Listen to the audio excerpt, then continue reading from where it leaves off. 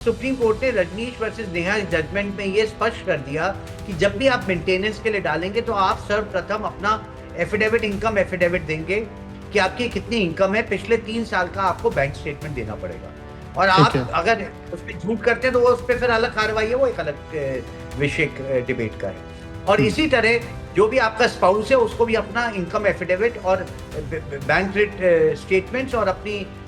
जो income tax returns हैं, क्योंकि वो भी मैच करनी चाहिए कि आपके जो आपकी बैंक की डिटेल्स हैं वो आपकी इनकम टैक्स से रिटर्न से मैच कर रही हैं या नहीं कर रहे, वो चीज़ें आपको फाइल करनी है। अब मैं एक प्रश्न ये लेता हूँ कि एक स्थिति इस तरह से एग्जांपल लेता हूँ कि लड़की नहीं कमा रही है, तो ये माना जाए कि नहीं कमा रही और उसके बैंक पे कोई और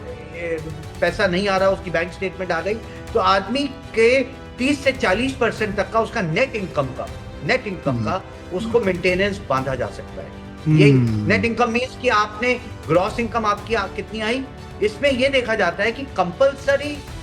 डिडक्शंस कितनी है और वॉलंटरी डिडक्शंस कितनी है। विप्लव, मैं एक एग्जांपल आपको देख के बताना चाहता हूँ। सपोज 10,000 रुपए की आपकी इनकम है और आपकी अगर वॉलंटरीली डिडक्शन जिसमें आप अपना पीएफ कटवा दीजिए, जो आप भी को बेनिफिट या ग्रेचुइटी कटवा दीजिए, वो आपका बेनिफिट आ रहा है, तो उसमें आपके सपोज 3,000 रुपए कट गए, तो आप ये नहीं कह सकते कि मेरी नेट इनकम 7,000 रुपए है। आपको 10,000 रुपए के हिसाब से ही कैलकुलेशन है, क्योंकि वो जो 3,000 की डिडक्शन है वो आप ही के बेनिफिट के लिए जा रही है। अब दूसरी स्थिति पे आते हैं कि जहां कंपलसरी डिडक्शंस हैं, कि अगर कंपनी किसी आपके मेडिकल के लिए काट रही है या किसी और लोन के लिए चीज के लिए काट रही है,